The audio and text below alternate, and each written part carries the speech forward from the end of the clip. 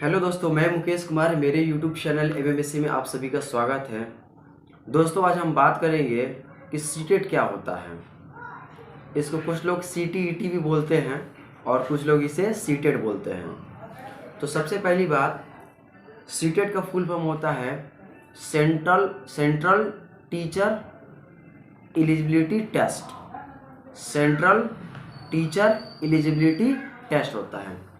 देखिए, ये जो सीटेट है सीबीएसई द्वारा कंडक्ट कराया जाता है और प्रत्येक साल में 2 बार कराया जाता है, एक जुलाई में और दूसरा जनवरी में कराया जाता है। दूसरी बात कि आखिर ये सीटेट का फॉर्म कौन से स्टूडेंट्स भर सकते हैं।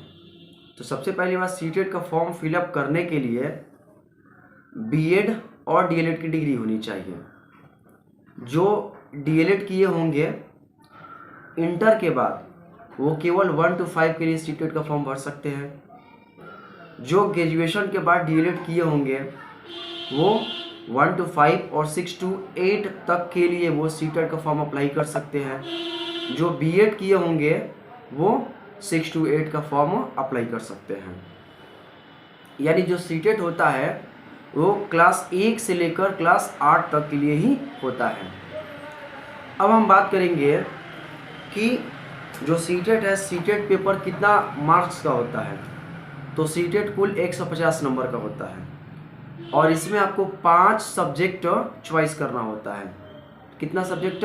5 सब्जेक्ट इसमें आपको चॉइस करना होता है, जिनमें से प्रत्येक सब्जेक्ट 30 मार्क्स के लिए होता है, यानी 30 नंबर के लिए होता है। इसमें आप चॉइस कर सकते हैं सीडीपी 30 नंबर का होता है, जिन्हें सभी स्टूडेंट्स को लेना होता है। पहला हो गया सीडीपी। दूसरी हम बात करेंगे ईवीएस। तो ईवीएस भी सभी स्टूडेंट्स को लेना होता है। तीसरा हो गया मैथ, ये भी सभी स्टूडेंट्स के लेना होता है। यानी 3 ऐसे सब्जेक्ट है जो सभी स्टूडेंट्स को लेना ही पड़ेगा, मस्ट है। अब हम बात करेंगे लैंग्वेज की। किसकी बात करेंगे? लैंग्वेज। तो लैंग्वेज में आपका आता है हिंदी और इंग्लिश। क्या आता है? हिंदी और इंग्लिश। तो लैंग्वेज में कोई कैंडिडेट चाहे तो अपने में थोड़ा सा बदलाव कर सकता है।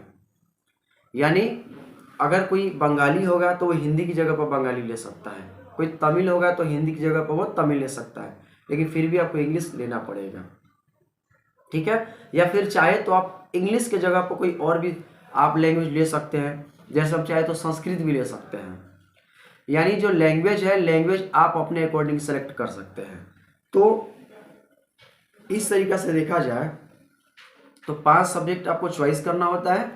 एक सब्जेक्ट 30 नंबर का होता है, तो कुल मिलाकर होते 150 नंबर का होता है।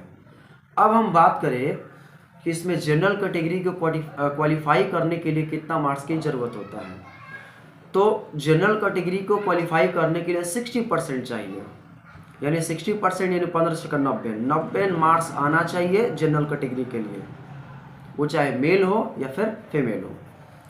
अब हम बात करेंगे ओबीसी कैटेगरी, एससी और एसटी कैटेगरी के लिए। तो ओबीसी, एससी, एसटी कैटेगरी के लिए 55% चाहिए। 55% बोले तो 82 नंबर चाहिए। तो ये था आपका सीटेट, यानी सेंट्रल टीचर एलिजिबिलिटी टेस्ट।